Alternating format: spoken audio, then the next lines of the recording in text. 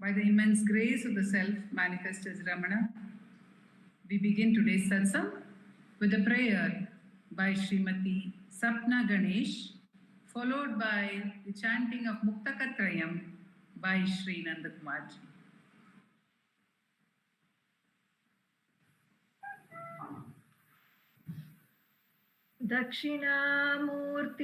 दक्षिणामूर्तिसारम्भां शङ्कराचार्यमध्यमां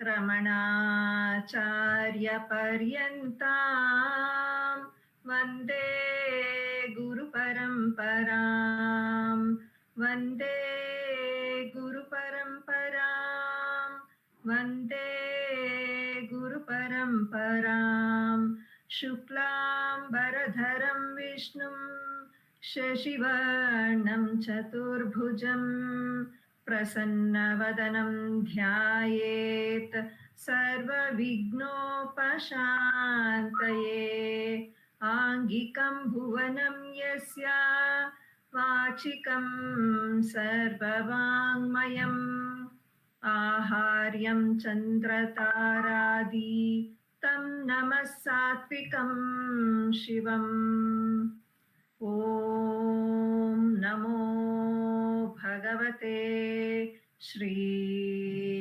श्रीरमणाय NaMo Ramana to everyone.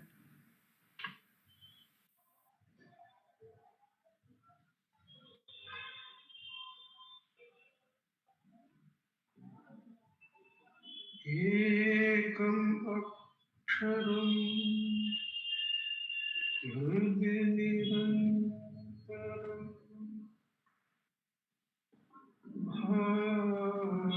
भासते स्वयं लिख्यते कथम्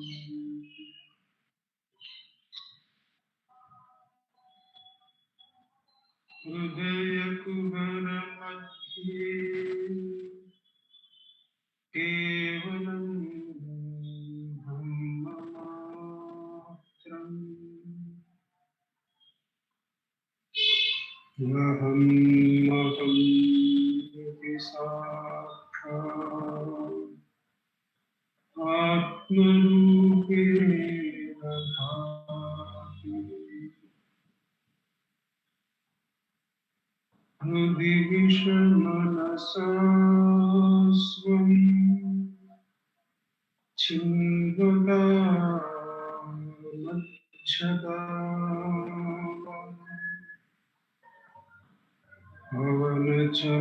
पवनचलनरूढा आत्मनिष्ठो भवत्वम्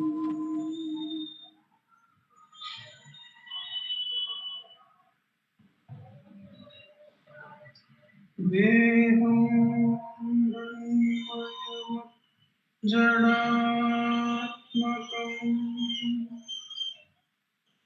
अहं बुद्धिर्न तस्यास्ति नाहं तत्ततः भावशुक्तिसमये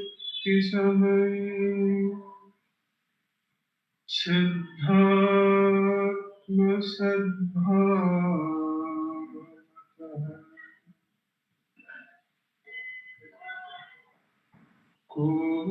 कोऽहं भावयुतः कुतो वरकियः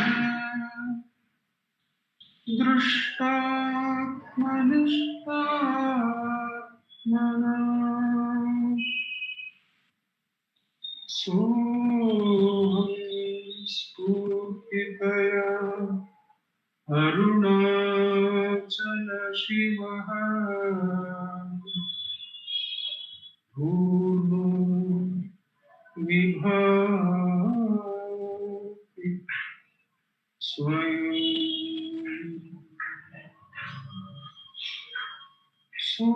सोऽहं स्फूर्तितया अरुणाचलशिवः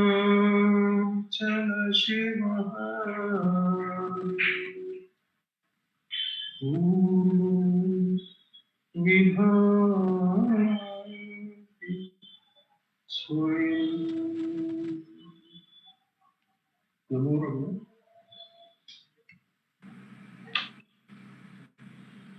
Namo Ramana. We now have the chanting of Upadesha Saram verses by Uma Shripati and Ashwin Bhaskar.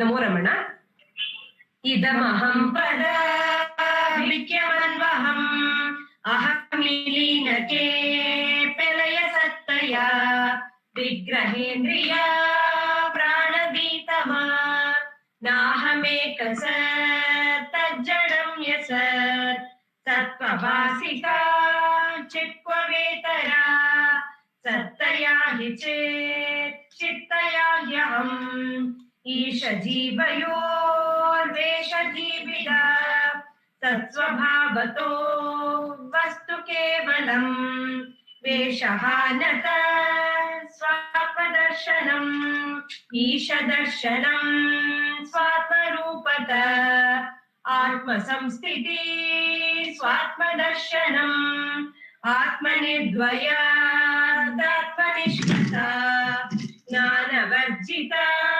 अज्ञानहीन चेत् ज्ञानमस्ति किं ज्ञातुमन्तरम् किं स्वरूपम् इत्यात्मदर्शने अव्यया भवा अपूर्णचित्सुखम् बन्धमुख्यतीर्थं परं सुखम् विन्दतीह जीवस्तु दैविक अहमपेतकम् निजविभानकम् महदिदं तपो रमणभाग्यम्। नमो रमण। Namo Ramana. We have Ramana Anjali music.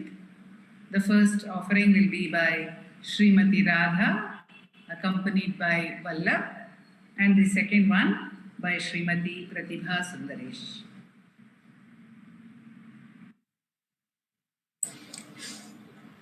Namo Ramana all. Today we will be presenting a song written by Sri Siddhananda Bharati. The music is by Sri L. Krishna.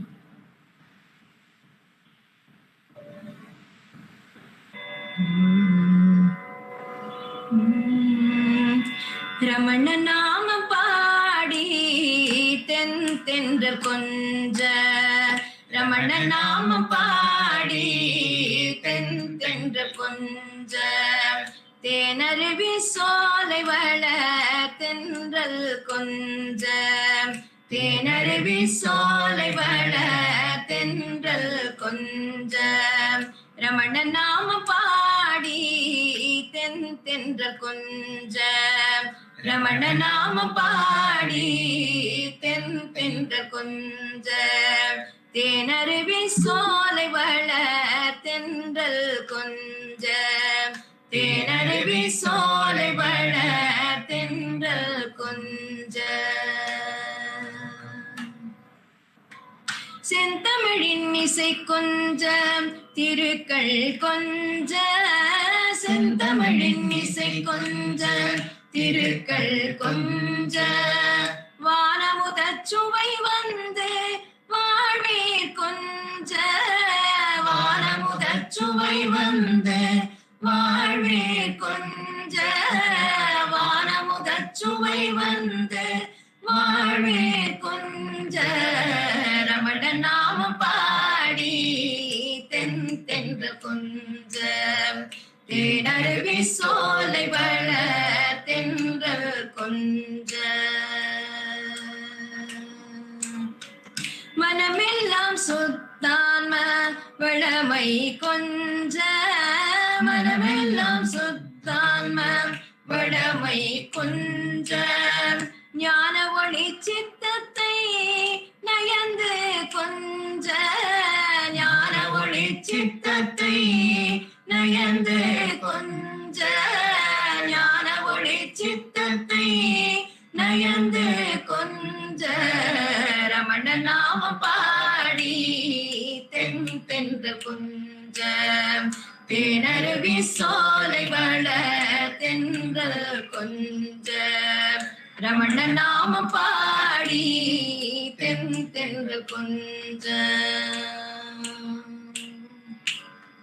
ஞானமெல்லாம் சமயோக நலமே கொஞ்ச ஞானமெல்லாம் சமயோக நலமே கொஞ்ச ஆனந்த புது உலகில் அன்பு கொஞ்ச ஆனந்த புது உலகில் அன்பு கொஞ்ச ஆனந்த புது உலகில் அன்பு கொஞ்ச ரமண நாம பாடி தென்ற கொஞ்ச தேனருவி சோலை வள தென்றல் கொஞ்ச ரமண நாம பாடி தென்ற கொஞ்ச தேனருவி சோலை வள தென்றல் கொஞ்ச ரமண நாம பாடி தென்ற கொஞ்ச ரமண நாம பாடி தென்ற கொஞ்ச ரமண நாம பாடி தென்ற கொஞ்ச நமோ ரமண.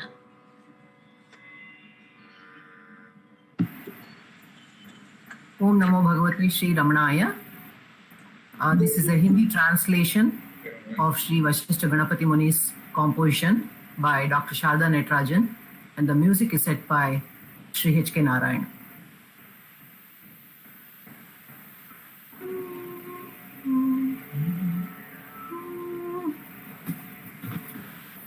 अरुणाचल में अवतार लिए करुणा निधि के गुण गाओ, मानवता को ढसी भयानक माया से छुटकारा पाओ।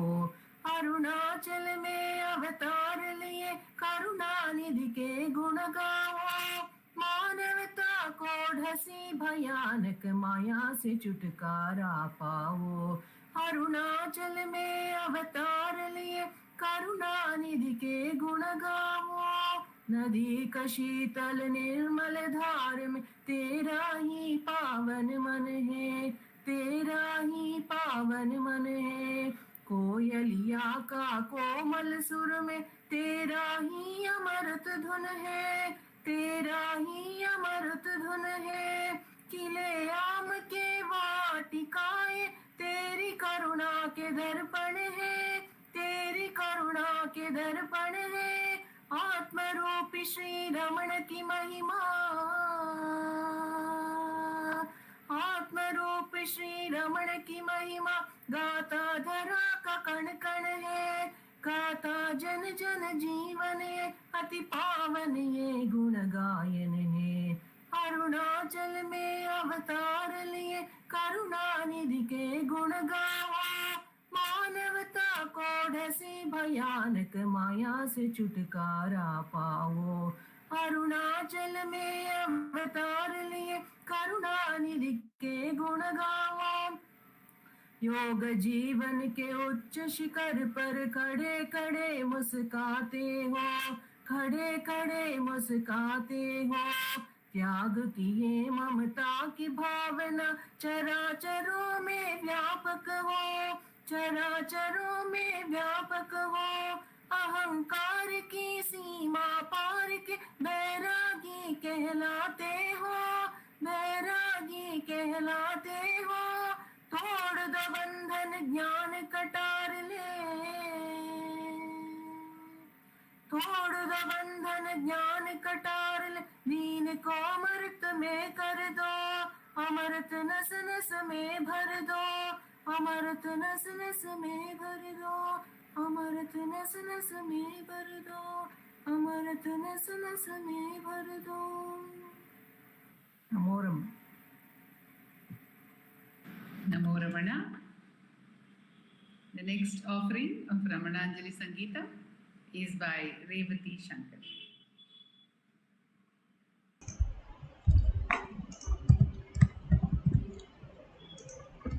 Om Namo Bhagavate Sri Ramanaya. We are meditating on the 28th verse of Saddarshanam. कूपे कूपे यथा गाढजले ततान्तः निमज्य बुद्ध्याशितया नितान्तं प्राणं च वाचं च नियम्य चिन्वन् विन्देन्निजाहङ्कृतिमूलरूपम्. Discover the real source of the ego by exploring within with keen intellect, by regulating breath, speech, and mind, as one would do to recover a thing which has fallen into a deep well. When we are angry or excited, our breath goes faster. So Bhagavan says, Vayurodhana liyate mana. By regulating the breath, mind subsides. So when the mind subsides, it is easier to dip into the self. When there are waves and waves of thoughts, we have to struggle to go within. But by controlling the breath, we will be able to cut off the waves of thoughts and dive deep within to the self. I'll be presenting a song by Sadhvom Swami, Kannada translation by JHP Acharya, music by Sri Ilayaraja.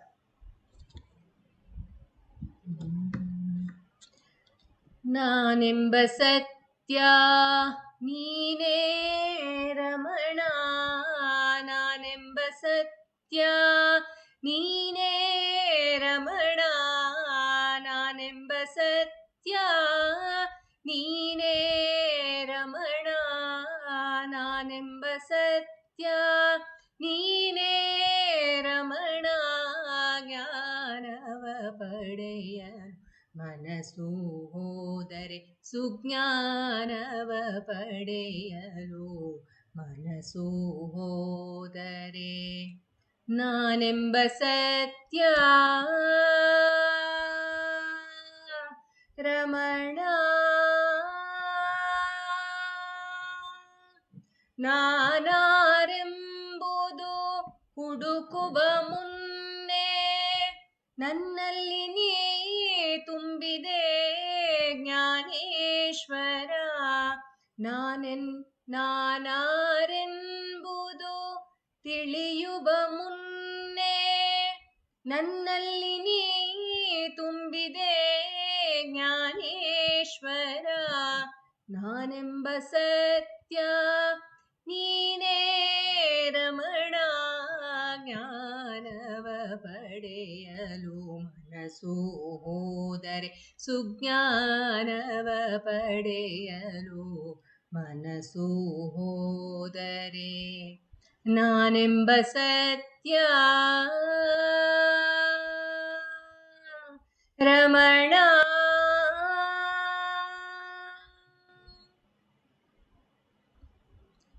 ದಯೆಯಿಂದ ಎನ್ನ ಕಾಯುವ ಗುರುವೇ, ನೀನಲ್ಲದೆ ಬೇರೆ ನಾ ಕಾಣೆ, ದಯೆಯಿಂದ ಎನ್ನ ಕಾಯುವ ಗುರುವೇ, ನೀನಲ್ಲದೆ ಬೇರೆ ನಾ ಕಾಣೆ, ಕರುಣೆಯ ಜ್ಯೋತಿ ರಮಣೇಶ ಶಿವ, ದಯಾ ಸಮುದ್ರ ದಾಸನ ಮಾಡಿದೆ, ನಾನೆಂಬ ಸತ್ಯ ನೀನೇ ರಮಣ, ಜ್ಞಾನವ ಪಡೆಯಲು ಮನಸ್ಸು ಹೋದರೆ ಸುಜ್ಞಾನವ ಪಡೆಯಲು, ಮನಸ್ಸು ಹೋದರೆ ನಾನೆಂಬ ಸತ್ಯ ರಮಣ.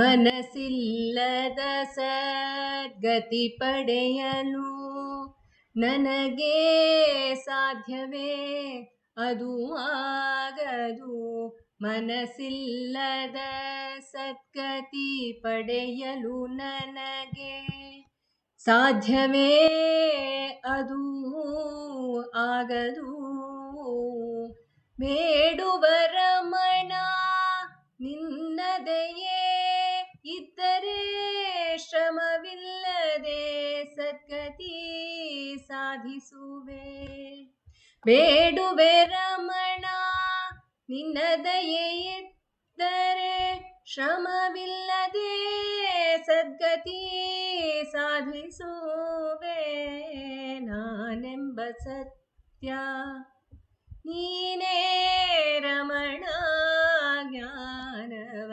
ಪಡೆಯಲು ಮನಸ್ಸು ಹೋದರೆ ಸುಜ್ಞಾನವ ಪಡೆಯಲು ಮನಸ್ಸು ಹೋದರೆ ನಾನೆಂಬ ಸತ್ಯ Ramana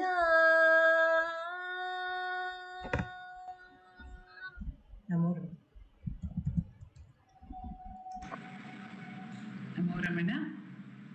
We now have the reading and the sharing by Nandakumarji.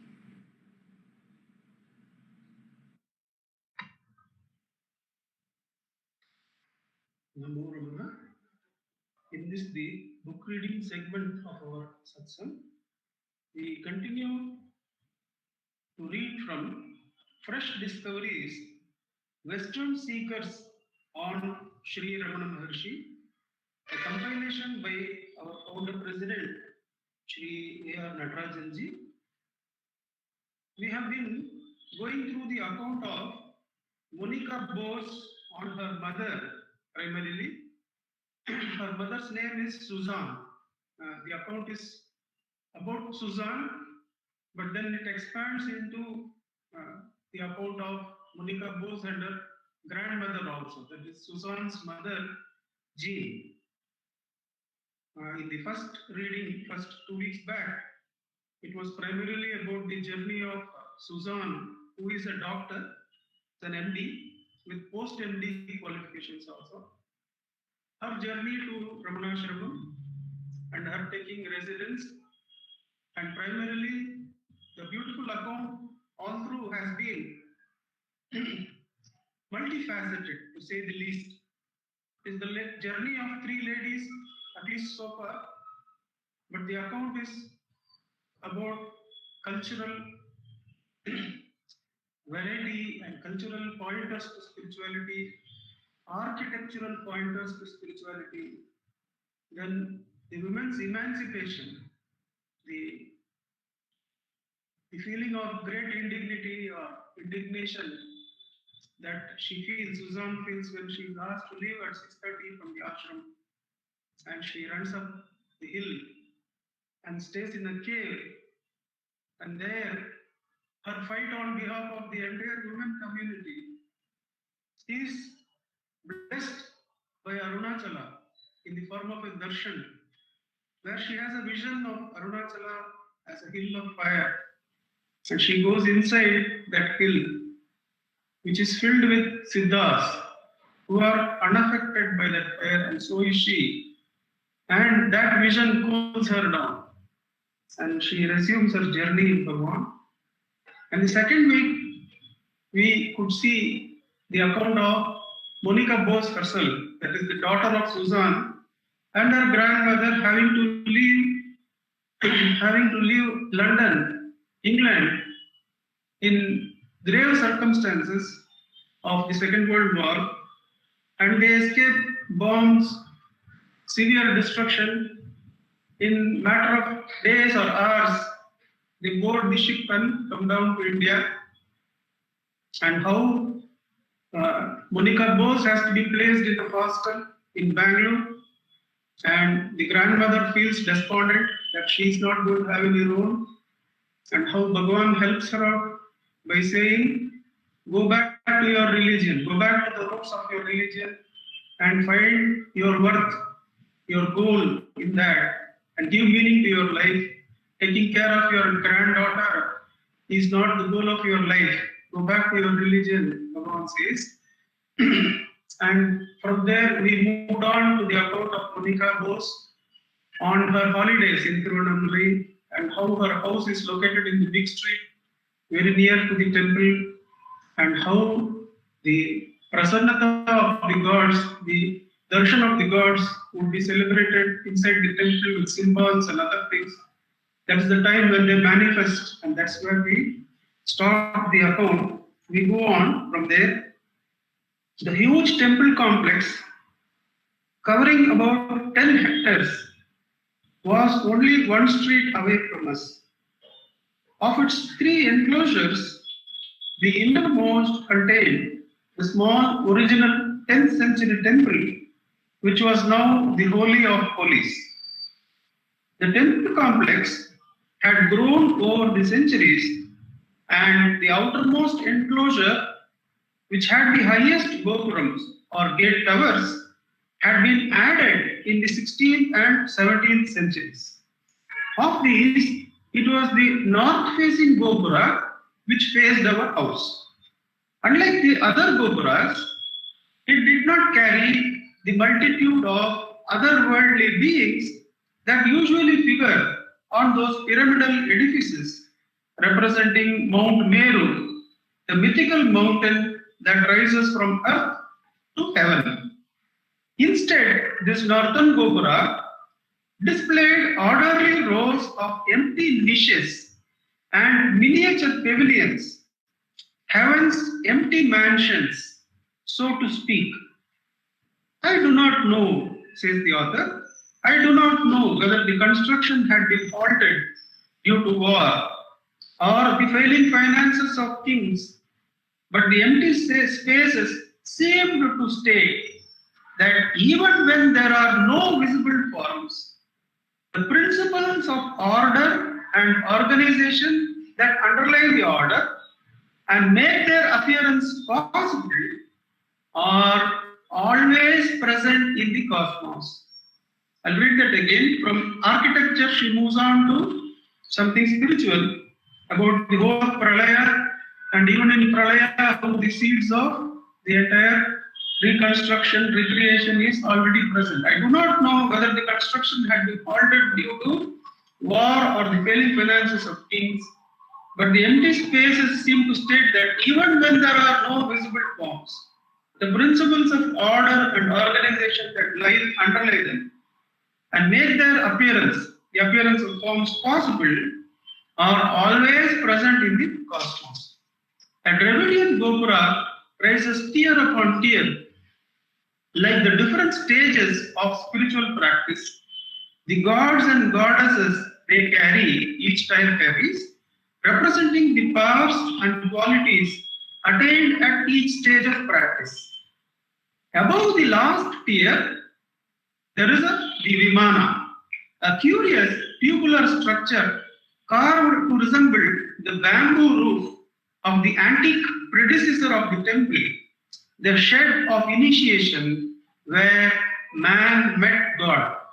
Apparently, it is simply to preserve the memory of the place of the highest meeting that the Vimana has been raised to the elevated position, since it serves no other purpose in the Gopura. Surmounting the roof of the Vimana on either side are great solar faces of glory or lion faces. The sight of those solar signs, high in the sun of realization shining in the sky of the mind. How from architecture she moves on to Atma. The sun of realization shining in the sky of the mind, which is how he described the state of consciousness attained at the summit of one's spiritual ascent. Of course, she had mentioned earlier that each tier is a tier of ascent in spirituality, also the highest Vimana representing the summit of the spiritual journey. And that's why she recalls Bhagavan's words that those sun signs on either side, that of Prabhe or the lion faces, they indicate the sun of realization shining in the sky of mind. Bhagavan, of course, says every object that you see should remind you of God. But this definitely helps that when they connect the objects they see to something as innermost realization as this. The hill Arunachala towered above both the city and the temple. Our house at the upper end of Big Street was very close, and we were familiar with Arunachala's appearance at every moment of the day and in every season of the year. We went to sleep in its deep protective presence. We woke to see it in the lustural morning air, when it glowed red, like the dawn Aruna, which is its name. By midday, as the sun reached its zenith, the hill became dazzlingly white in intense heat, unbearable to look upon with the naked eye.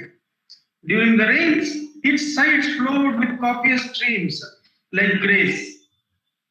On some monsoon nights, I have seen the hill stand thrillingly tall, withdrawn and mysterious, behind a great swirling mantle of white mist, hemmed with pale opals by the lights of the passing traffic.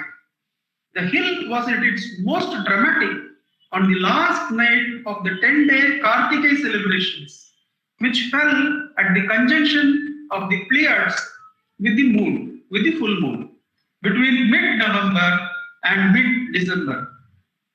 For on that night, the Kartikeya night, there took place the annual festival of light that centered on the hill as the Tejo Linga, the blazing mark of truth absolute.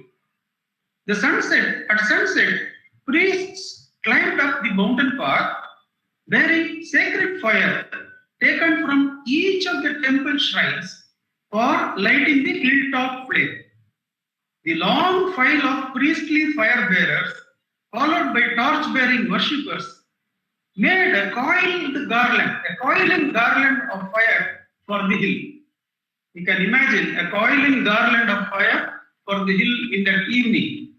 At that exact moment, when the sun disappeared in the west and the moon appeared in the east, the priests ignited the butter, oil, and ghee kept in the crater at the summit. The flames soared into the night sky, and for many kilometers around Arunachala could be seen standing as the fire of Shiva. People reverenced it and worshipped it in their homes, in temples, and at the ashram, where the moment it was seen, the continuous light or Akhanda Jyoti was lit facing the Maharishi. Then the priests performed Arati, the waved offering of the fire, which ended with the lighting of the camphor flame. The devotees pressed forward, holding their hands out towards it, no doubt praying to be blessed or to become pure and ardent like the flame. The flame, she says, is very ardent in its quality. In ancient Vedic ritual, the officiating priest symbolically took the sacred fire into himself and externalized it at the next ceremony so that there would never be any discontinuity of the fire. The rituals have their place in spiritual life, and the Maharishi was always very reverent when they were performed. But he taught us that becoming one with the flame was by incessant and arduous effort to uncover the fundamental I am, deep in our soul, from beneath all the superfluous and extraneous thoughts that hide it from our sight. I will read that again. She has beautifully recounted the rituals involved and the significance, but here she is coming to the heart of it all. Rituals have their place in spiritual life, and the Maharishi was always very reverent when they were performed.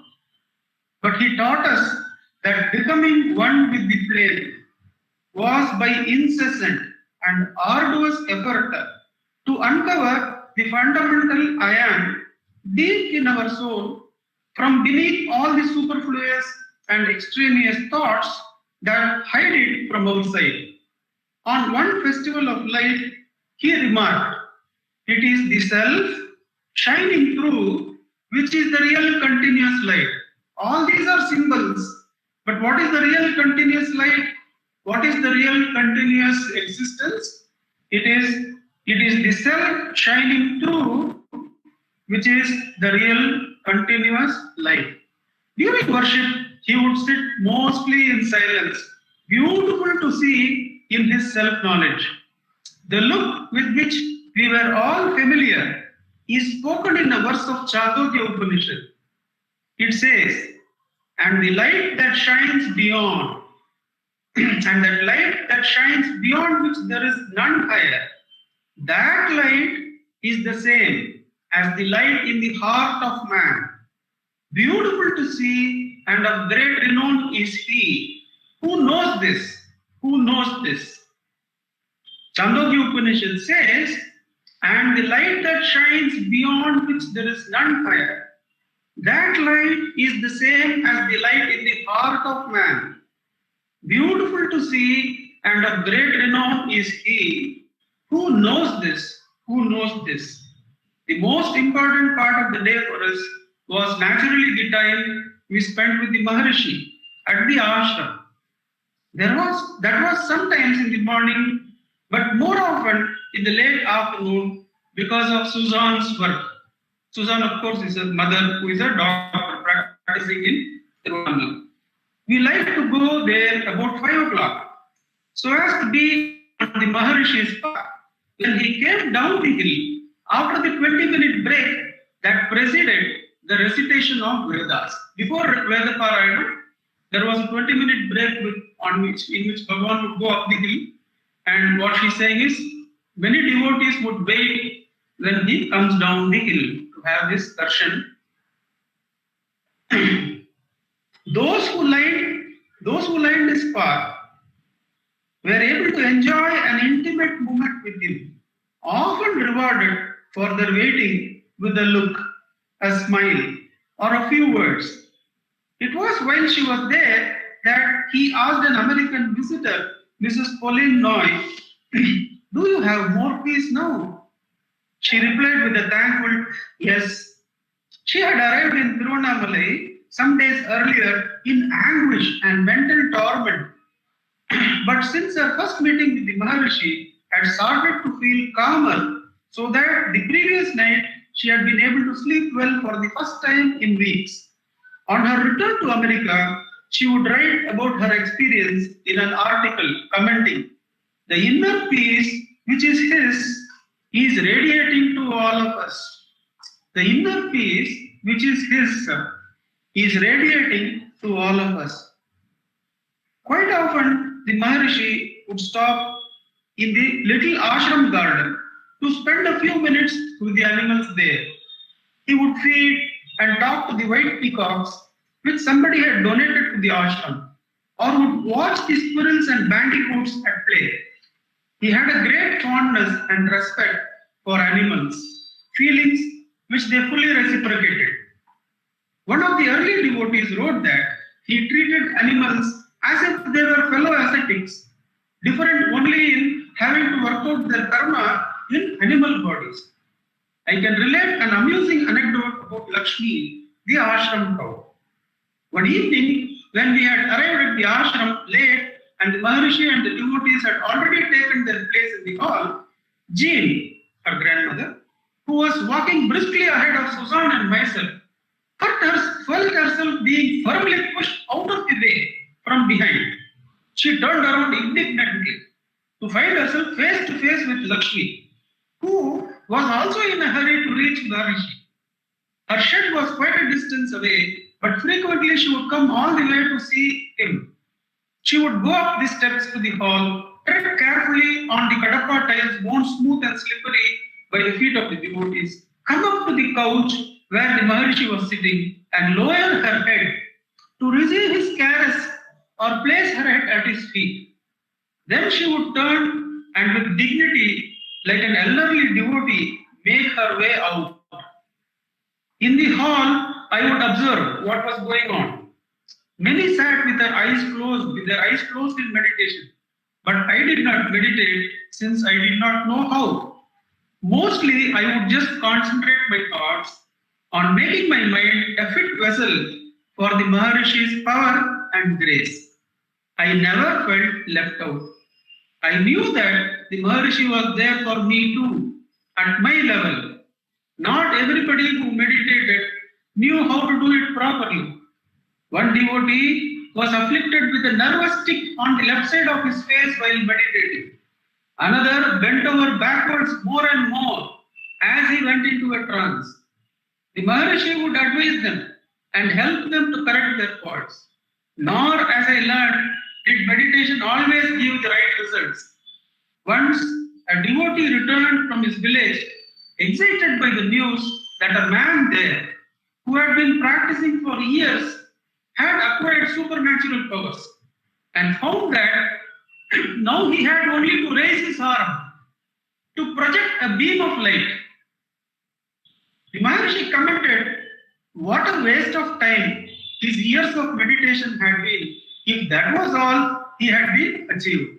Paramahamsa is of course known to have said to somebody who had learned to walk on the Ganges that he gives him some 10 annas or something and says, this is what your 20 years is worth. And the person asks, what, I can walk on water and you are saying it is worth only 10 annas. Then Paramahamsa says, if I pay that to the boatman, he will carry me across. Why have you wasted your time on this for 10 years? Similarly, Bhagavan says, you could have probably got a torchlight. Why waste sadhana to project a beam out of your hand? Sometimes, devotees in the hall sang some sacred verses or recited a passage from the scriptures. If they made a mistake, the Maharishi would gently correct them. He had a remarkable knowledge of the scriptures, both as to content and meaning, owing to the many passages he had been asked to translate or explain by attendants or devotees. He had picked up a number of languages in the same way and could compose verse in the appropriate meter in Tamil, Telugu, Sanskrit, and Malayalam. The years he had spent in silence and samadhi had not impaired his intellect in any way. In fact, they seemed to have enhanced it. It was in 1943, to the best of my recollection, that a young European woman came to visit the ashram. Since she was spending Christmas in Tiruvannamalai that year, my mother invited some of the ashramites, including this young woman, home for a meal. While she was with us, I noticed a strange look in her eyes. Nothing in her behavior, however, gave us any indication of what was to follow. When she got back to her small cottage near the ashram, she found that all her belongings had been stolen. Theft in those parts was not infrequent, since the surrounding population was very poor.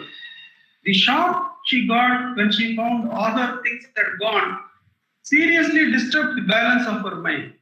And we heard the next day that she had been lying naked and unconscious in the ditch that ran along the temple wall. She was taken to the hospital in Vellore for treatment. I saw her again at the ashram a year or two later, and she looked a different person. I think that Maharishi's instruction on how to abide in the still center of oneself, away from the turmoil of thought and emotion, must have helped her, as it did many others. Irrespective of how much you lose, how much imbalance you get in the mind, if you are in the Bhagavan's net of grace, it will always come out all right. His grace will clear all our prarabdha, whatever depth it may have. Once there was something of a scandal at the ashram when it became known that a middle-aged devotee had been found in a field alone with a 6-year-old girl. Her mother confided to Susan, the doctor, that fortunately the little girl had not been harmed in any way. The erring devotee was taken to the Maharishi, who talked to him in private. I do not know what the Maharishi said, but I know that according to his teaching, sin, being an unruly impulse of the ego, is fundamentally ignorance of oneself. And for ignorance, there is the cure of self-inquiry. For ignorance, the punishment, the treatment is giving awareness.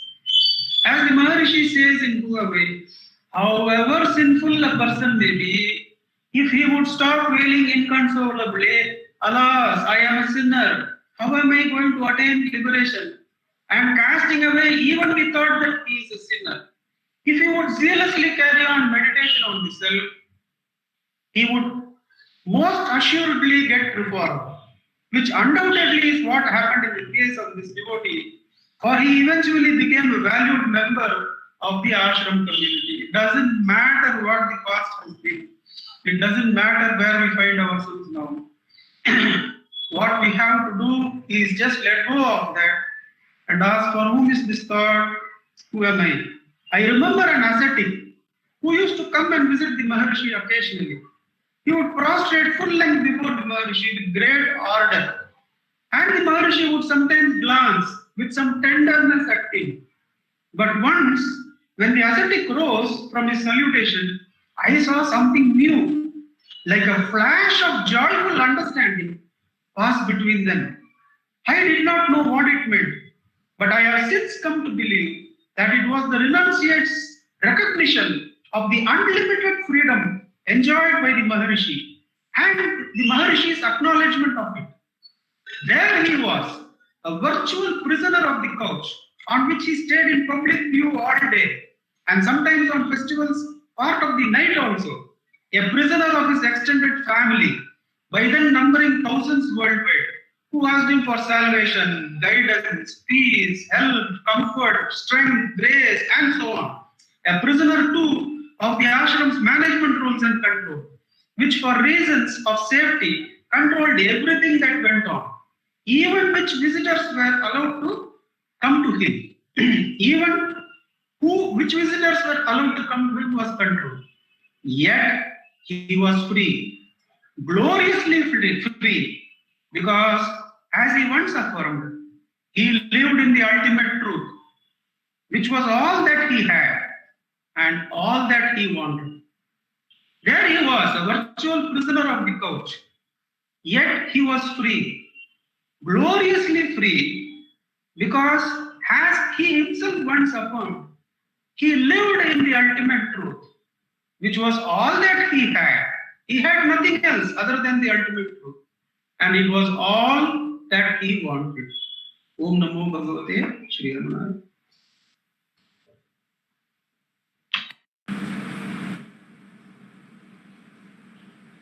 Namo Ramana.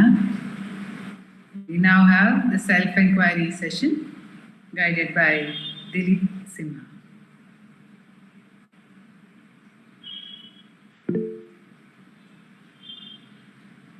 Om Namo Bhagavate Shri Ramanaya. Dhyaye Sharada Chandra Sundaramukam Tambraravindekshana Bhaktabhishta Parabhayapradakaram Kaupinamutrochvalam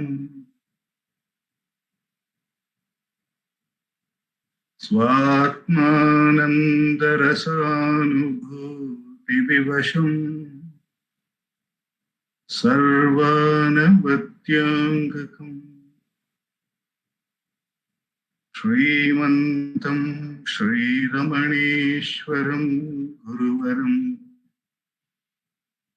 Yogasanadhyasitam Dhyaye Shri Ramaneshwaram Dhyaye Shri Ramaneshwaram Dhyaye Shri Ramaneshwaram. We'll commence today's Atma Vichara by listening to Bhagavan's Upadesham. I'll be reading from Guru Vachaka Kovai from the chapter Meditation on the Truth. The topic blessed by Master is Upasana, worship. Verse 512. Divine grace is the truth, the light of consciousness that clarifies, destroying ignorance. If devotion, genuine love is firmly established towards the feet of Shiva, Then, through the support of that divine grace, the non dual gnana that ordinarily is extremely hard to attain will become easily attainable. I repeat, divine grace is the truth, the light of consciousness that clarifies, destroying ignorance. If devotion, genuine love, is firmly established towards the feet of Shiva, then through the support of that divine grace, the non dual gnana that ordinarily is extremely hard to attain will become easily attainable. Bhagavan says, self realization, which appears very difficult, will be attained very easily through the power of grace. This is from Padamalai. Bhagavan has given the two paths to that self-realization, which appears very difficult. One is the Atma Vichara, the self-enquiry, wherein every thought, no matter how many number of thoughts that rises within oneself, one diligently inquires to whom is this, recognizes it is for oneself, and thereupon inquires, who am I? Who am I? What do I refer to as I? Or where from this thought I rises within me? That being one path, the other one being surrender to the Guru, to the God, to the Self, which is one and the same. But in either of the case, it is only the grace that makes us, brings about the clarification, destroys all the ignorant ideas and concepts that one is holding on to. That love, that genuine love to that Guru, that his path is enough to kindle that grace, or in fact, we do that, we tread that path only because of the divine grace, due to which this non-dual gnana, which is extremely hard to attain, becomes attainable. Both the Atma Vichara and the surrender is one and the same.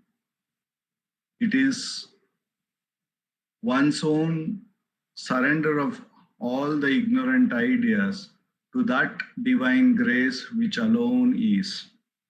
The immense grace of that divine grace, for the next 10 minutes, let us do Atma Vichara.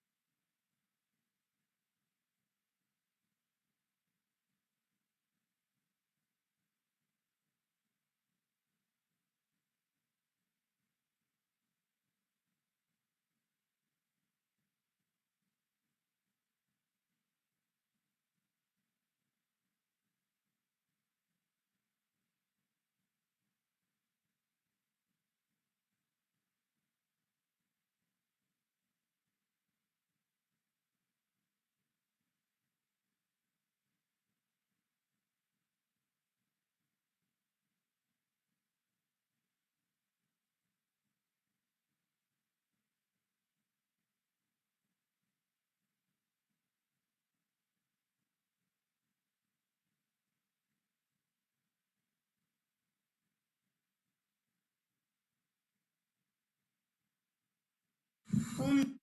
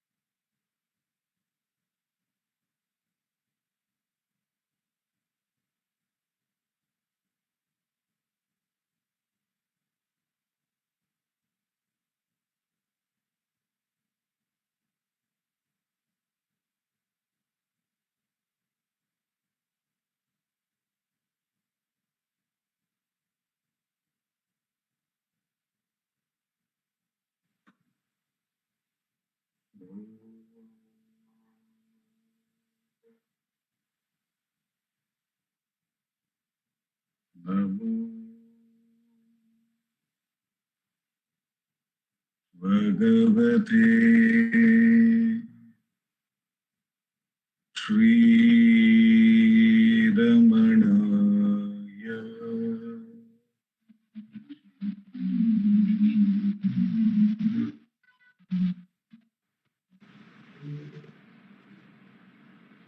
Namo Ramana. We now have a sharing by Sri Venkatesh Deshpande on Bhagavan Ramana's selection from the Bhagavad Gita, the Bhagavad Gita Sara. Oh.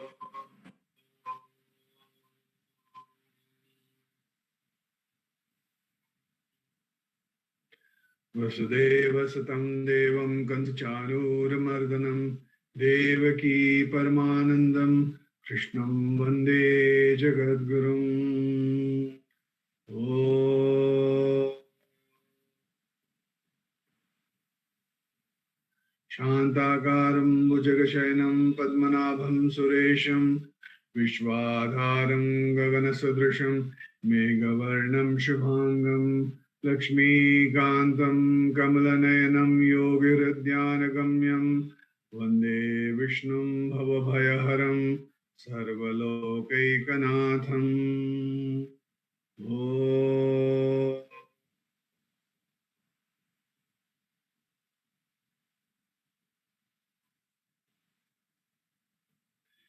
We're doing manana on the Bhagavad Gita Sara. Last week we touched upon the verse 31, where Bhagavan said, in respect of those devotees who worship me and think of me single-mindedly, for those persons who are constantly united with me, I personally fulfill their personal needs and welfare. So today we will do manana on the verse number 32. I request Sapna to kindly chant the verses. Yes, sir.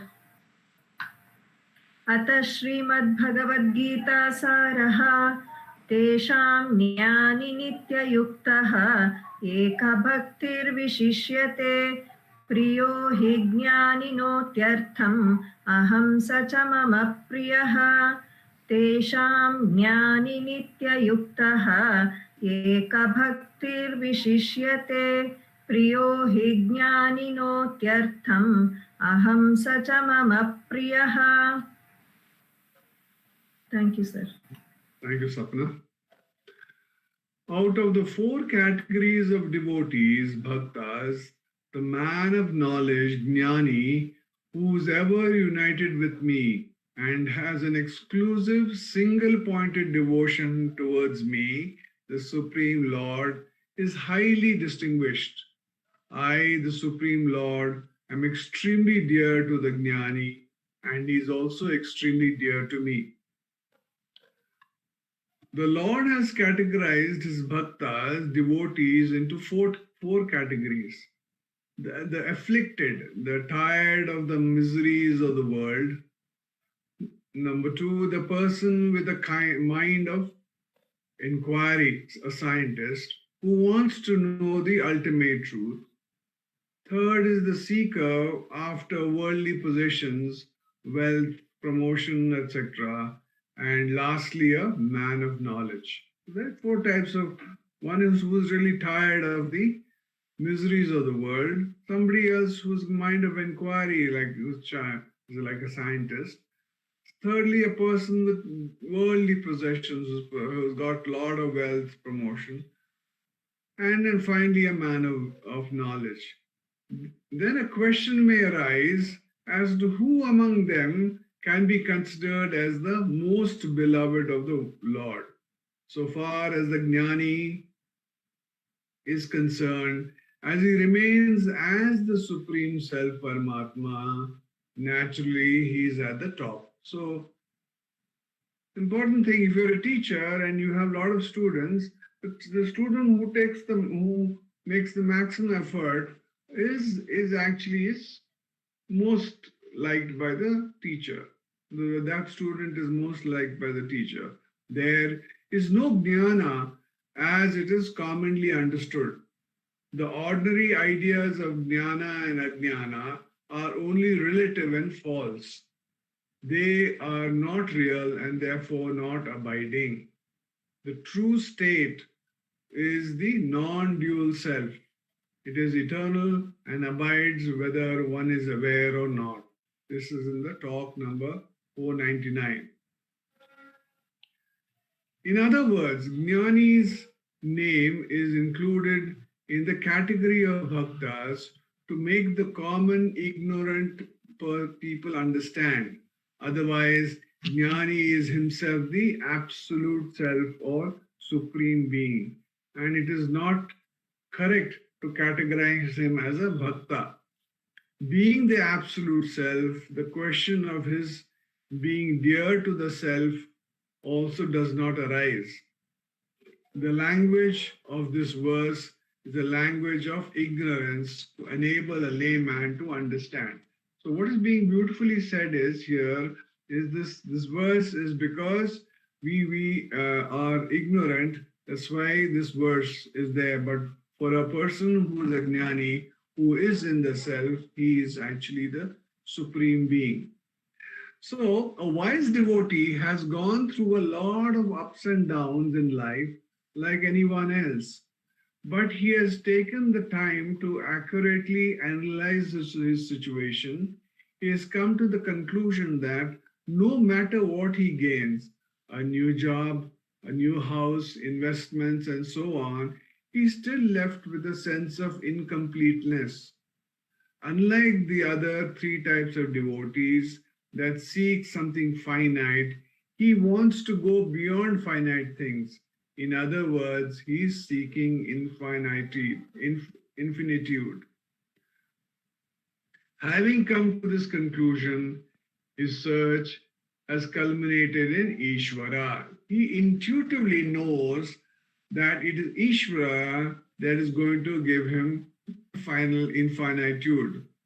He then takes to the path of spirituality from the very early stage, doing karma yoga for purification of mind, followed by meditation for single pointedness of mind, hoping eventually to culminate in the attainment of the infinite Ishvara.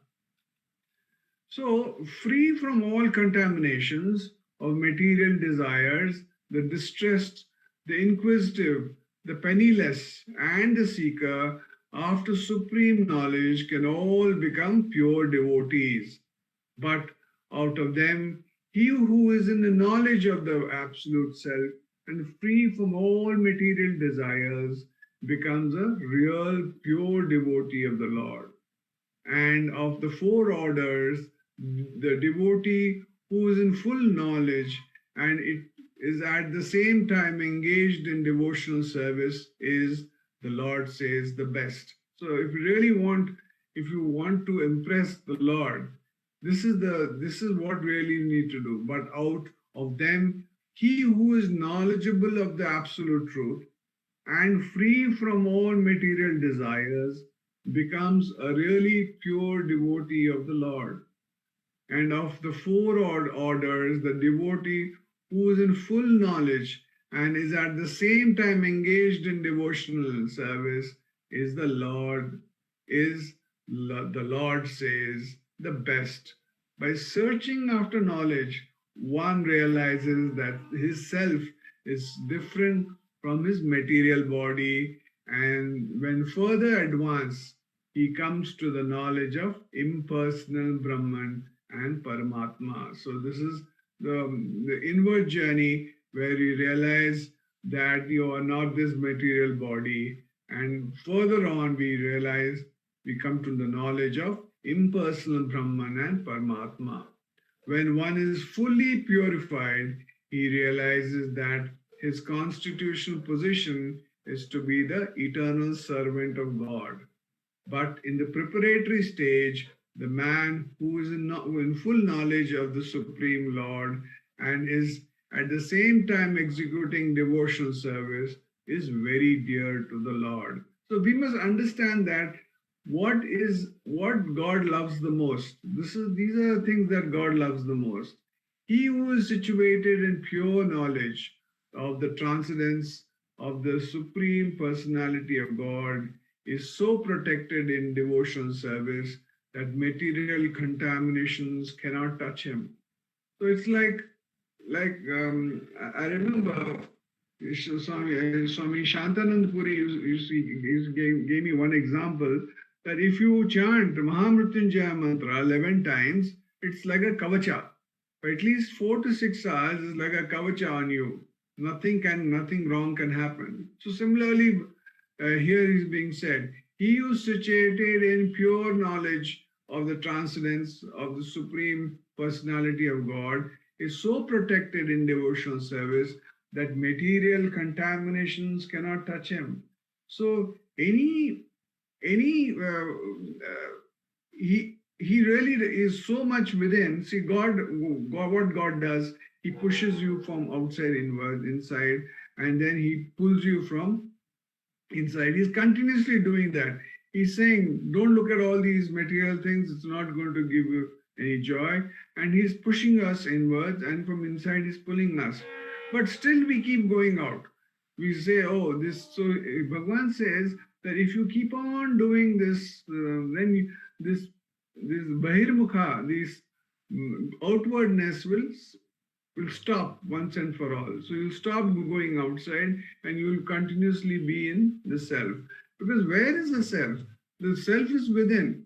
So there is no different, there's no, we always say that God is somewhere else, but God is within. There is no distance between you and God, between you and yourself. There's no difference. There's no distance, and actually there's no difference also, because you are the Tattvamasi, you are that. But we think everything is outside. So this is a very important shloka. One is to understand what are the characteristics that God would love to have in his bhakta. He would love to have a devotee who is in knowledge, who understands him and is always single-pointedly in God. And if you're constantly abiding in God, such a devotee is loved by the Lord. It's not that the other type of bhaktas are not loved, but here the Lord is so. It's like different types of devotees came to Bhagwan also. There were some people who were afflicted by some issues, and there were people like Ganapati Mani who also came to Ganapati Mani Muruganar, who came to Bhagwan. Now he, according to their to the requirements, gave them upadesha. So it's not that Bhagwan. See, Bhagwan used to say that it's not that they are coming to see me, but I am sitting here to have darshan of them, because he saw God in everything. He saw the self in everything. So all of us have to drop the differences between us and somebody else. We should be able to see the same self in everybody. When you're able to see the same self in everybody, we'll be abiding in the self. By Bhagwan's grace, may we all abide in the self at this very moment. Om Namo Bhagavate Sri Ramanaya. Thank you. Namo Ramana. We now have the sharing by Dr. Kalarani Rangasamy. She has sent us her sharing today, and this is because she is simultaneously conducting a festival on behalf of our sister organization, Bhagavan Sri Ramana Maharshi Research Center. The Jnananjali Festival in Madurai has been happening concurrently with our satsang. Yet Dr. Kalarani has sent us a sharing so that we do not miss the sharing in this satsang.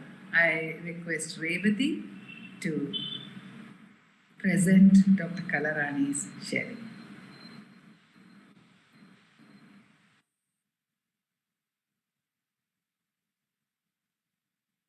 நமோ பகவதே ஸ்ரீரமணாய. அருணாச்சலமென அகமே நினைப்பவர் அகத்தை வேறறுப்பாய் Arunachal. Namo Ramana to all. With the abundance grace of Bhagavan, we are meditating on Devi Kalotra Jnana Vichara Padalam. given to us by Ramana. In the last satsang we learned, Mamadai Indri, Karunai Manni, பூதங்கள் எல்லாமே அபயம் தந்து முமுட்சுவாய் யோகத்தில் தற்பரனாய் ஓதி காலுத்தரத்தின் ஏக வழி நிற்க. When there is no mamahara, karuna will fill its place. When a person is full of kindness, he will not make others afraid of him. Such is the state of a mumukshu. So, to attain that state, Parameshwara says, O Parvati Devi, follow what is said in Devi Kalotram and stand firmly in that path. Bhagavan in the next stanza says, Mandi Ural Vayu Samam Chitta. Here, Bhagavan gives the description of the mind. Through Indriyas, it has the habit of going outside, always. Bhagavan says it is like storm, Suravali. And the storm or Suravali does not stick on to any particular direction. It is very difficult to predict how does it blow. It is the state of mind. At one particular time, the mind thinks something, and at the other time, it thinks exactly the opposite. Now, if the mind thinks that a particular person is very good, after 10 minutes, the mind started thinking, oh, he's not that much worth. He's a very selfish person. We may enter a hotel with our friend to just give her a company because we might have had a very heavy lunch. So we have decided to eat only 2 idlis. After going there, we will have a big survey of the other tables to see what other people are having.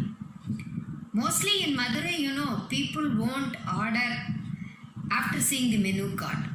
They will decide by looking at others' table only. Following this beautiful heritage, we also look into the table next to us, and that person might be having a chola puri. And we also get tempted and order chola puri instead of idlis. So, mind changes always. Thai Manavar, a great poet saint, he says, Manam ana vanara kai malai ahamal, yene aal adigal adi eidhu naal ennalo. He says, see, my mind is like the garland, in the hands of a monkey. When a monkey holds the garland, what happens? It will not keep quiet. It will make the garland into pieces. My mind is also like that. With so many thoughts, it is like a storm. Hey Ishvara, when will the day come when my mind will be calm? Asks Thai Manavar to Ishvara. In practical life, if we observe also, the mind is like that only. I'll tell you another example. One day, a person asks his driver to come sharply at 9 in the morning because he has to catch a flight. For some reason or the other, the driver comes late by half an hour. He was so angry but could not show this anger to him because he has to travel in the car along with him. Halfway to the airport, the tire got burst. So the car stopped. The storm started blowing into the mind of this person. But he said very calmly, it's okay, pa. Change the tire, change the stepney. The driver said, no. Sir, only last week I gave the stepney to the workshop for repair. And I forgot to collect it. This person's BP rise to the highest. And was standing on the roadside looking for another vehicle. At that time, his friend came in a two-wheeler and he gave him the lift to the airport. Now his mind prized his friend. Oh, how great this person is. He came at the right time like a god. And he helped me to put me into the plane at the right time. And he was scolding his driver with harsh words. What an idiotic person this driver is. We have to change him when I return home. After all halla balla of the mind, he came to a normalcy, and he was very quiet. The plane also took off, and after 10 minutes, a sweet voice was heard. And the voice said, "Dear passengers, there is nothing to get panic. This fellow's mind got blowing. What? No need to get panic. Then there is something is there. Something wrong is happening." The voice continued, "There is a small hole in the flight, so the air is gushing in. We have enough parachutes and we can evacuate you through the parachutes. No worries, we have 5 parachutes. And passengers are 135 people are sitting in the flight." And this fellow again started scolding his friend who was shown as God a few minutes earlier. Now the driver became God. He thought the driver, by coming late, indicated me that I should not go in this flight.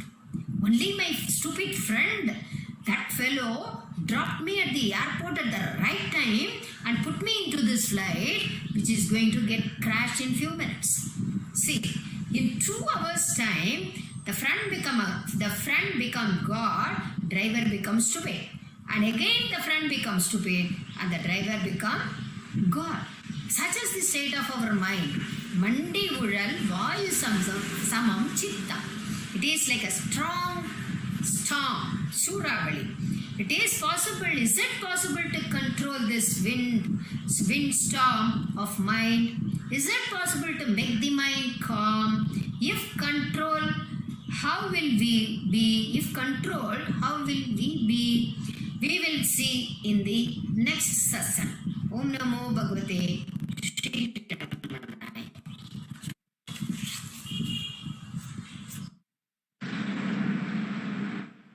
Namo Ramana. We now have the sharing by Sri Ujjwal Jagadish on Ganapati Muni's Ramana Chatvarimshat.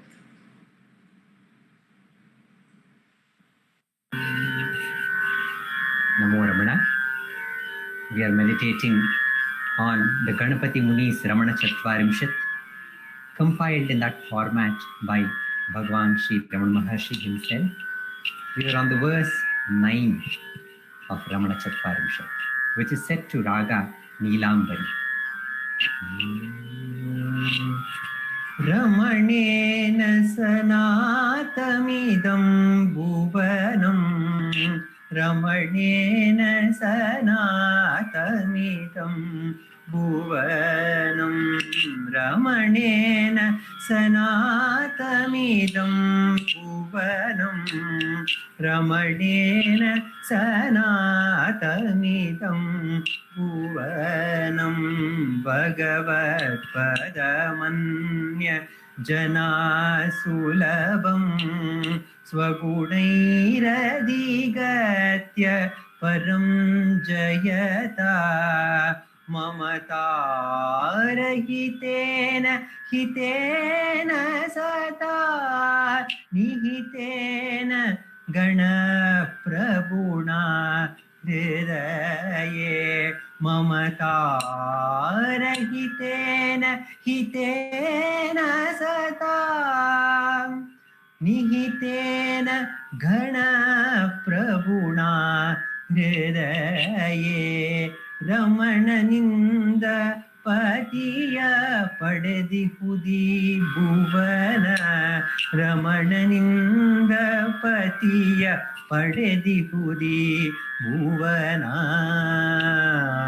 Bhagavat lele anya janarige durlabha, tana guna mahimeinda paramapada ಗೆದ್ದವ ಮಮಕಾರರಹಿತನು ಹಿತನು ಸಜ್ಜನರಿಗೆ Ganapati ಹೃದಯದಿ ರಾರಾಜಿಪನಿಗೆ.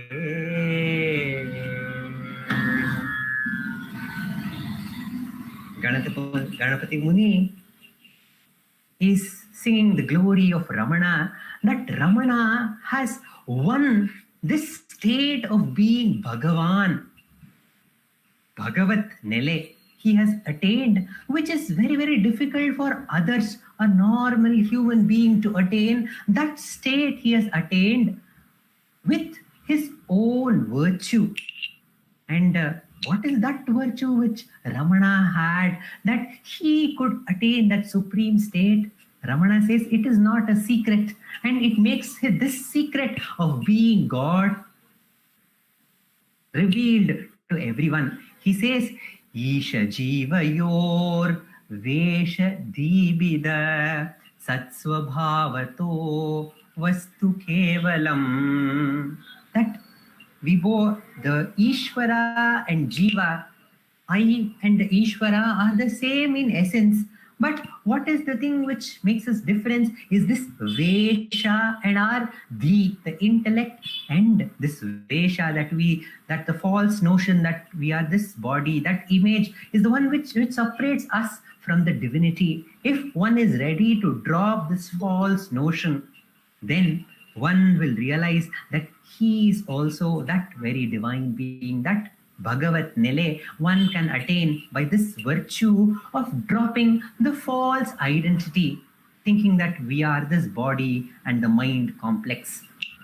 And Bhagavan is the one the devotees relate to Ramana as Bhagavan, because he is the one who does these great miracles in the life. And the devotees have reported, there is books published by Ramana Maharshi Sandapalani, that the miracles of Bhagavan Ramana happen every day, and it happens so naturally that others do not understand this great miracle that is happening. But still there are some very, very peculiar and special instances where Bhagavan has revealed his divinity, his divine powers, and revealed that he is God. This when Kirai Pati, who used to serve Bhagavan Ramana when he was on the Virupaksha cave, and every day Kirai Pati used to prepare special dishes with the greens that was available in the Arunachala, and every day she used to prepare this tasty greens, the Kirai, and she used to serve Bhagavan, and every time she used to say, this Kirai is very good for eyes, and this Kirai is very good for the bowel movement, and this is that, and these special Kirais have divine powers. It can make one be without food for many, many days. It satiates one hunger for a long time, and the other greens, it can make one disappear, just like Siddhas. So she used to explain the speciality of these greens and serve Bhagavan Ramana. And one night when Kirai Pati was at her house, which was on the slope of Arunachala, she heard the sound of a robber. So immediately she called out to Annamale, Annamale, she screamed, and Bhagavan, he was staying in Virupaksha cave. Within few seconds, he was there. And then when he put the lantern light and they saw that the robber had ran away, realizing that Bhagavan had come to rescue Kirai Pati, and they could see that all the vessels were shaking a little bit when the robber had ran away, and Bhagavan realized somebody had come and they have not harmed Kirai Pati and she is safe.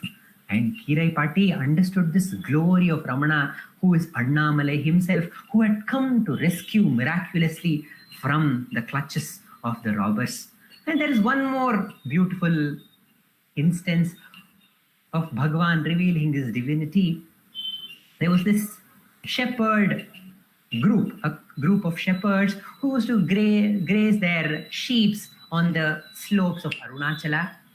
And one day, when a little girl was making her sheep graze in the grasses on the Arunachala, a little small baby sheep, it fell inside a ditch which was very, very steep, and it was crying from inside the pit, and nobody could rescue.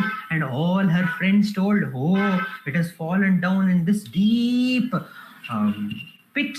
No human being can reach to the bottom of this pit. If somebody goes inside, even they will lose their lives. Nobody can go. Don't waste your time. Come, let's all go. We will leave the the sheep, the little baby sheep, to die there itself in the pit. So saying, everybody persuaded her to go back home, but that little shepherd girl could not bear. She could not bear that this little calf, the little sheep, which was fallen into the pit, was crying, and she could not bear the sight, and she was crying and praying so that somebody could come and help. And miraculously, Ramana came to that scene and asked, what happened? Oh, he got to know the situation, and in a trice he jumped into the pit, and within no time he brought that little sheep on his back, and the sheep was rescued. And the girl realized, they told, that no human can go inside this pit and get this sheep, but Bhagavan is no human. He is Bhagavan himself. He does not belong to this loka, this state of this loka. He is from a greater plane who has come to save us. So she realized. And in the Bible it is told that good shepherd, the divine, the Jesus Christ, or the God, is compared to a good shepherd. A good shepherd is the one, not so good shepherd is the one, when wild animals are attacking the sheep, the not so good shepherd would run away for his own life. But a good shepherd is the one who knows each and every sheep by its name. Each and every sheep he protects. And when a wild animal, when a danger comes, he is the first one to save them. He is the one who is saving them. And Ramana is the one who, for those who have fallen into the deep pit of ignorance, he is the one who has come to rescue us. He is the Bhagavan who has come to rescue us. And we know the story of Ganapati Muni. Ganapati Hridayadi Tarajipanu. He is the one who is shining in the heart of Ganapati Muni. When Ganapati Muni felt that he had done all that had to be done. He had done crores and crores of japa. He had read all the Vedas, Shastras. He had done japa. He had done dhyana. He had done every ritual that was prescribed in the scriptures. Yet he found himself at the deep pit of ignorance. And then he thought that there is some lacuna in his sadhana. There is some mistake that he is doing in his tapas. And when he wanted guidance, in his heart, Ramana shined, and Ramana was called Brahmana Swami. Ganapati Muni realized, yes, that Brahmana Swami whom I saw on the slopes of Arunachala, he alone is my Sadguru, and he alone can show me the right path and save me from this darkness of ignorance. That thought, the shining thought of Ramana appeared in the heart of Ganapati Muni, and he ran and came and surrendered to Bhagavan Ramana and got his first Upadesha to get back to the self and abide in it. With the grace of Bhagavan Ramana, let us all get back to that self and abide in it. Om Namo Bhagavate Sri Ramanaya.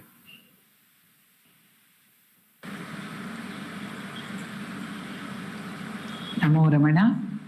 Prostrations to Ramana, shining as the self in all beings. By the immense grace of that self manifest as Ramana, we have been blessed to meditate on the Ashtotra Shatanama, the 108 names, the litany on Bhagavan, composed by Vishwanatha Swami. And we have been taken through the context of his birth as to the divine nature of his advent, he being Mahasena, and then we were told about the place of his birth, Bhuminatha Sthala, the Kula, the lineage in which he became manifest, the Parashara Kula, and about the greatness of his father, Sundaram Iyer. Sundararya Tapaphalaya Namaha. So we saw a few incidents in the life of Sundaram where even the robbers venerated him, respected him, and how he was aware or sensitive to the manner in which each and every person should be treated. He was aware of what Tyagaraja Swami describes in Sri Ramachandra Murti as Inkitam the one who knows the Inkitam. So the Inkitam, he knew the exact, Sundaram knew how one should be with each and every person. This was spontaneous, and this must be because of his tapas, the tapas of pure goodness, and the fruit of that pure goodness of Sundaram was Bhagavan himself. And here Vishwanatha Swami includes Mother Alagamma in Sundaram Iyer, because everything that Sundaram Iyer did, Alagamma was a integral part of it. She is actually called the Ardhangi. Not only that Parvati is half of Shiva. In India, we have this very typical English phrase, which is not an English phrase, wherein the wife is referred to as the better half. This comes, I think, from the tradition of Ardhangi. Ardhangi is half of the person, which is Ardhanarishwara, and the wife is the half. She is an integral part of the dharma of every household. Therefore, when Vishwanatha Swami says, Sundararya Tapapalaya Namaha, he is indicating that Alagamma and Sundaram Iyer's penance has borne fruit as Ramana. That's why we saw Sadhu Om Swami's song where he says, Arutihal Sundarar Alagammai Tava Valvu Virikshamadil Kaninda Selvame Talelo. So he is that fruit. And we see Alagamma that if Sundaram Iyer kept his house open 24/7, that's the phrase which we use now, and that phrase was not announced by Sundaram Iyer. I keep my house open 24/7, but it was open. It is said that Sundaram Iyer, when he built his house, he built it in two parts. One part was for himself and his family, and one part was for the use of the general people. Anyone who would come to Tiruchuri, anyone who needed a place to stay in Tiruchuri, the Dharma Chatram was Sundaram Iyer's house, and did not stop with being a place for them to stay. It was a place for them to have their food, to refresh themselves. And it is said that the kitchen fire in Sundara Mandiram was burning 24/7. All the time, the visitors would get food from the hearth of Alagamma. She would cook for them and she would feed them. And it is no wonder that this tapapala continued as Bhagavan, who not only feeds every comer to Sri Ramanashramam. Until recently the situation changed, but there was food. If the devotees came, somehow or the other food would be provided. Simple food sometimes during the difficult years of Ramanashramam, but food was there.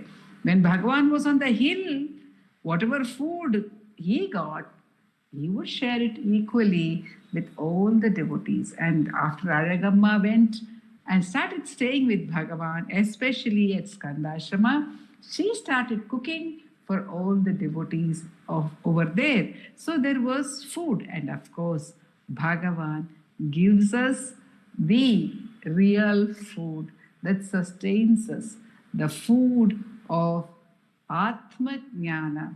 We who are hungry, we who are thirsty, He gives us food and water, the water of life. Sadhu Vaswani, J.P. Vaswani, when he came to speak at the first international seminar, he gave the instance of Bhagavan giving water to the thirsty grass cutter women. And he said, they would come and call out, Sami, Sami, give us water. And he would draw water from the well at Mulaipal Tirtham and he would pour it for them to drink, and he would pour it on their backs, burning in the heat, in the summer heat. And Vaswaniji continued, all of us are asking him, Sami, Sami, give us the water of life. And he is ready to pour it to us, to quench our thirst for self-knowledge, because his parents had quenched thirst and hunger continuously. They had quenched the thirst of the people. They had quenched the hunger of the people. And together they were in dharma. In fact, the wife is called Ardhangi. She is also called the Dharma Patni. She's called the Dharma Patni. In the Indian tradition, in the Sanatana Dharma, the man cannot give away anything, gift something, unless along with his wife and his wife's support he gives. In fact, Bhagavan has said in the Ramana Gita, he has explained how the householder's dharma is to support through charity all the other three ashramas, because the brahmachari cannot support himself or others. So also it is with the vanaprastha or the sannyasi. Therefore, the purpose of the householder is to do dharma. It is the tapas, and that tapas was performed by Sundaram Iyer in full, and to show that from dharma is born jnana.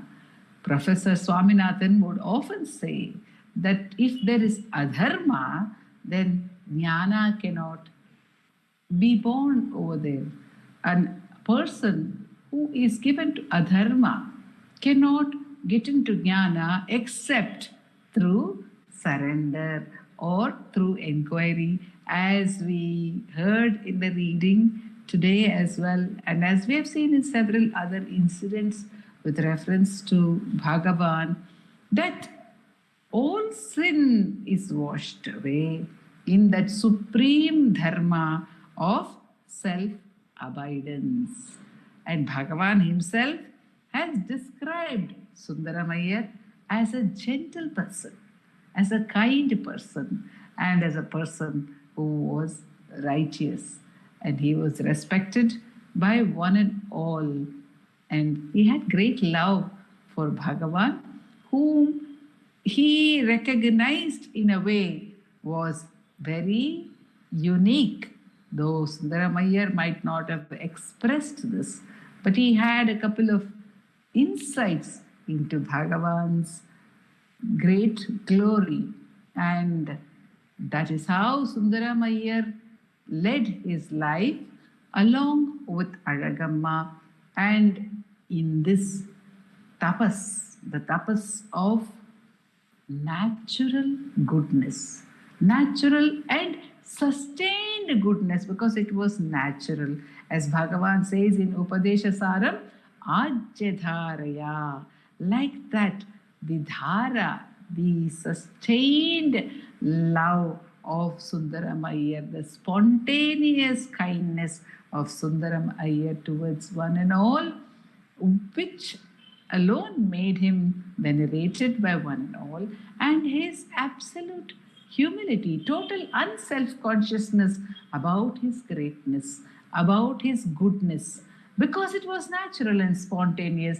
He never thought of himself as good or great, as we saw in another instance, where he did not even go and meet the Raja of Ramnad who was waiting for him. So, in these numerous instances, not numerous, we have a few which are available to us, but they are enough to show us the greatness of Sundaram, and that greatness made Bhagavan choose Sundaram as his father. He chose that home, that Sundara Mandiram, for his birth. That blessed Sundara Mandiram, which is still there in Tiruchuri, and he allowed, Bhagavan allowed the ashram to acquire, through Niranjanananda Swami's efforts, to acquire the Sundara Mandiram, so that it is open to devotees till date as that sacred place which Sundaram first opened to all, and today it is open to the entire universe as the place of birth, of Bhagavan's birth, the place where the divine took the human form in order to guide the entire world out of darkness as the Guru. We prostrate to the parents of Bhagavan, Sundaram and Alagamma, for blessing us with this fruit of jnana, which has come to us so beautifully and so lovingly through their tapas. Om Namo Bhagavate Sri Ramanaya. We continue the satsang with chanting of verses from Arunachala Akshara Manamalai by Radha and Vallabha.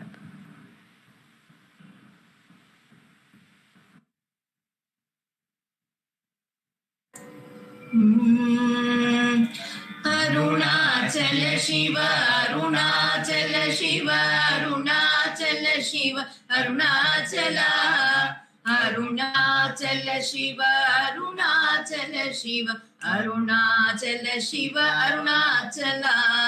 சோம்பியாய் சும்மா சுகமுண்டுறங்கிடு சொல்வேன் கதி அருணாச்சலா. சௌரியம் காட்டினை சழக்கற்றதென்றே சலியாதிருந்தாய் அருணாச்சலா. நிம்மருப்போ நீயும் மலர்ந்தில்லை என்றே நே நின்றனையன் அருணாச்சலா. தத்துவம் தெரியாதத்தனை உற்றாய் தத்துவம் இதுவென் அருணாச்சலா. நம்மலிய கேடா நான் என்னுறுதியல் நாடி நின்னுருவேன் அருணாச்சலா. ஞானமில்லாதுன் ஆசையற்றழவரன் ஞானம் தெரித்தருள் Arunachala.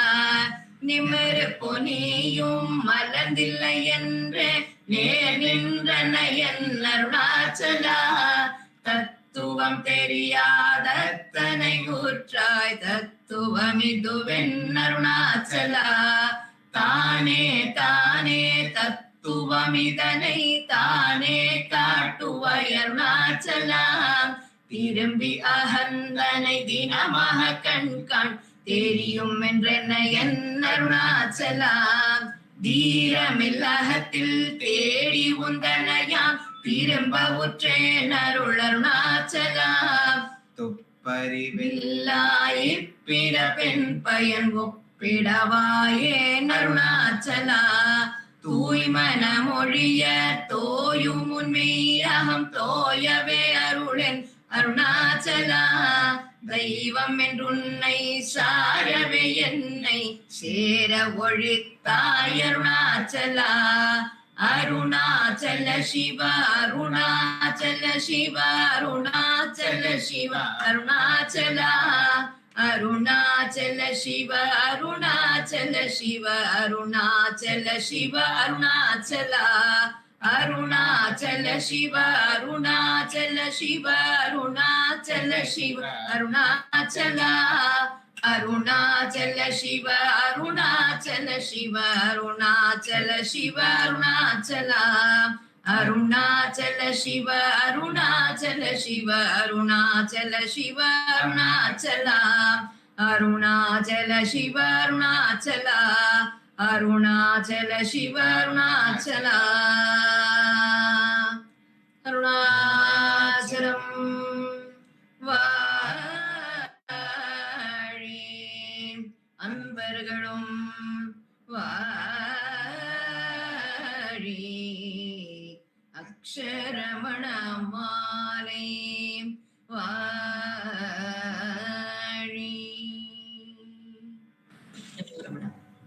Now, Ramana, before we go on to the Ashtotra Puja, I would like to announce that, as I said, our sister organization, Bhagavan Sri Ramana Maharshi Research Center, is celebrating the Jnana Anjali festival, which it does every year, normally, beginning from July in various places, Bengaluru, Chennai, and Madurai. And this year also, Bhagavan has allowed us to have the celebration in Bengaluru, today at Madurai, and in Chennai.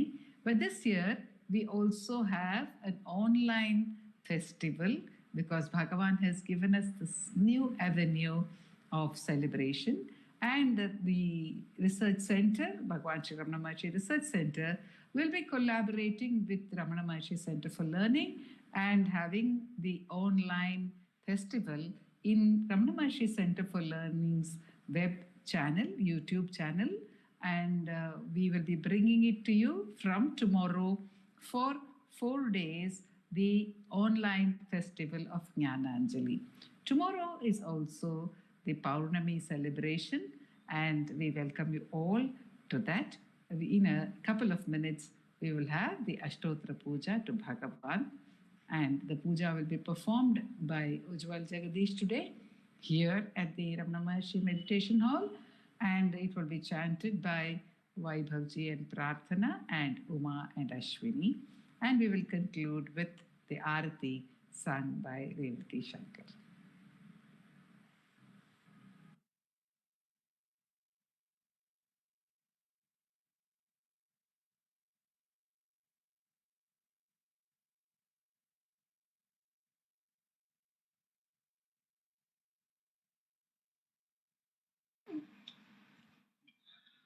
नमो रमण भारद्वाज विश्वनाथ विरचितं श्रीरमणाष्टोत्तर शतनामावलिः अपार सच्चित् सुखवारिराशे यस्योऽपि मात्रं भुवनं समस्तं गुहाहितं तं रमणं गभीरं चिन्ताविहीनं हृदि चिन्तयामि. ॐ महासेन महोंसेन जाताय नमः. ॐ श्रीरमणाय नमः. ॐ गुरवे नमः. ॐ अखण्डसंविदाकाराय नमः. ॐ महौजसे नमः. ॐ कारणोद्भवाय नमः. ॐ जगद्दितावताराय नमः. ॐ श्रीभूमिनाथस्थलोस्थिताय नमः. ॐ पराशरकुलोत्तंसाय नमः. ॐ सुन्दरार्यतपःफलाय नमः. ॐ कमनीयसुचारित्राय नमः. ॐ सहायाम्बा सहायवते नमः. ॐ शोणाचलमहोलीनमानसाय नमः. ॐ स्वर्णहस्तकाय नमः. ॐ श्रीमद्द्वादशान्तमहास्तणे लब्धविद्योदयाय नमः. ॐ महाशक्तिनिपातेन प्रबुद्धाय नमः. ॐ परमार्थविदे नमः. ॐ तीव्राय नमः. ॐ पितृपदान्वेषिणे नमः. ॐ इन्दुमौलिना पितृमते नमः. ॐ पितुरादेशतः शोणशैलं प्राप्ताय नमः. ॐ तपोमयाय नमः. ॐ उदासीनाय नमः. ॐ महायोगिने नमः। ॐ महोत्साहाय नमः। ॐ कुशाग्रधिये नमः। ॐ शान्तसङ्कल्पसंरम्भाय नमः। ॐ सुसन्दृशे नमः। ॐ सवित्रे नमः। ॐ स्थिराय नमः। ॐ तपक्षपितसर्वाङ्गाय नमः। ॐ फुल्लाम्बुजविलोचनाय नमः। ॐ चन्द्रिकासितहासश्रीमण्डिताननमण्डलाय नमः। ॐ च्यूतवाट्यां समासीनाय नमः। ॐ चूर्णिताखिलविभ्रमाय नमः। ॐ वेदवेदान्ततत्त्वज्ञाय नमः। ॐ चिन्मुद्रिणे नमः। ॐ त्रिगुणातिगाय नमः। ॐ विरूपाक्षगुहावासाय नमः। ॐ विराजितचलाकृतये नमः। ॐ उद्दीप्तनयनाय नमः। ॐ पूर्णाय नमः। ॐ रचिताचलताण्डवाय नमः। ॐ गम्भीराय नमः। ॐ परमाचार्याय नमः। ॐ सुप्रसन्नाय नमः। ॐ अभयप्रदाय नमः। ॐ दक्षिणास्य निभाय नमः। ॐ धीराय नमः। ॐ दक्षिणाभिमुखाय नमः। ॐ स्वराजे नमः। ॐ महर्षये नमः। ॐ भगवते नमः। ॐ ईड्याय नमः।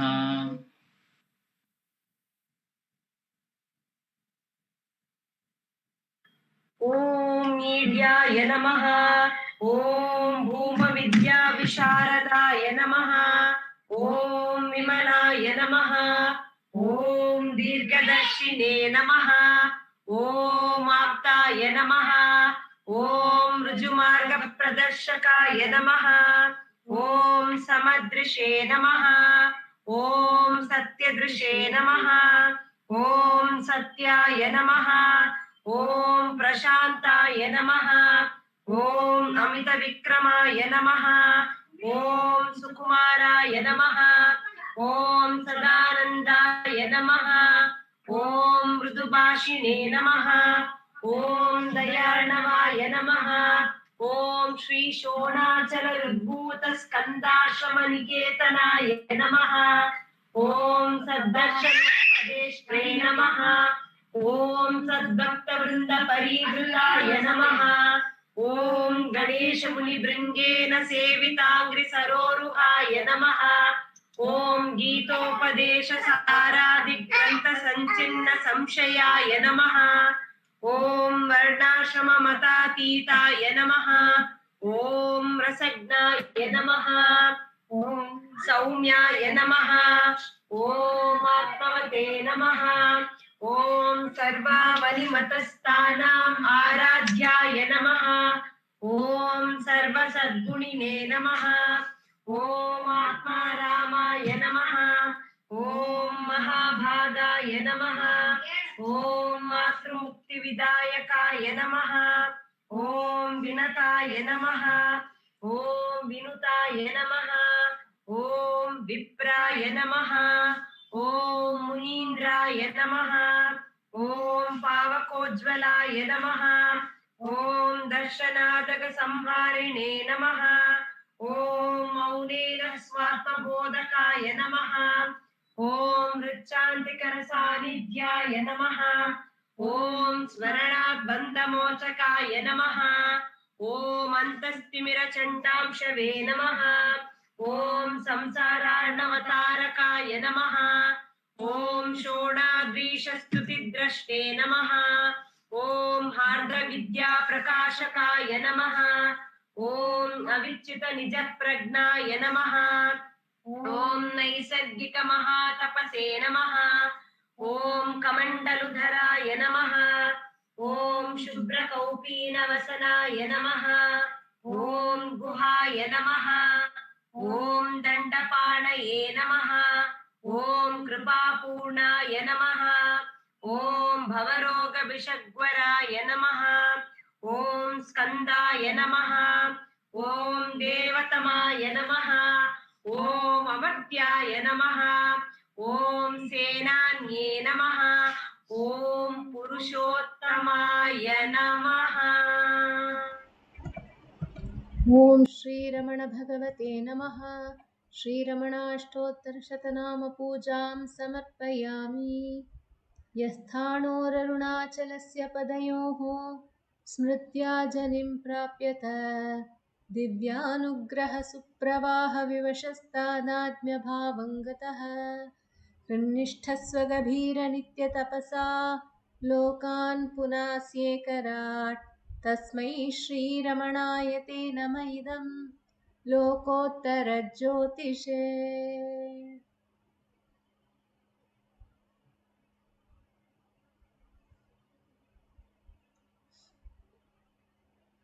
नमो नमो नमो रमण सदाशिवप्रभावरण नमो महर्षि नमो महर्षि नमो नमो नमो रमण सदाशिवप्रभावरण नमो महर्षि नमो महर्षि दर्शनसुखमङ्गलमुख सकलजीवहितसम्मुख ब्रह्मसङ्घिये नमो नमो नमो रमण सदाशिवप्रभावरण नमो महर्षि नमो महर्षि सदा तुष्ट सदा हृष्ट सदा शिवानन्दपुष्ट परममहर्षि ब्रह्मनिष्ठ समदर्शी नमो नमो नमो रमण सदाशिवप्रभावरण नमो महर्षि नमो महर्षि ನಮ್ಮ ಮನವದೊಂದು ಕಾಡು ನೀನರಿತಿಹೆ ಅದರ ಜಾಡು ಹಿತವನರಿತು ನೀಡುತ್ತೆಮ್ಮ ಕೊರೆಯ ತಣಿಸಲೈ ಬೇಡಲೆಂದು ಬಂದ ನಾವು ನೋಡಿಯೇ ತಣಿವೆವಯ್ಯ ಮೂಡಿಗಾರನೇ ಹಿತವ ನುಡಿದು ಪೊರೆ ನಮ್ಮನು ಬ್ರಹ್ಮ ಸಂಗಿಯೇ ನಮೋ ನಮೋ ನಮೋ ರಮಣ ಸದಾಶಿವ प्रभावरण नमो महर्षि नमो महर्षि।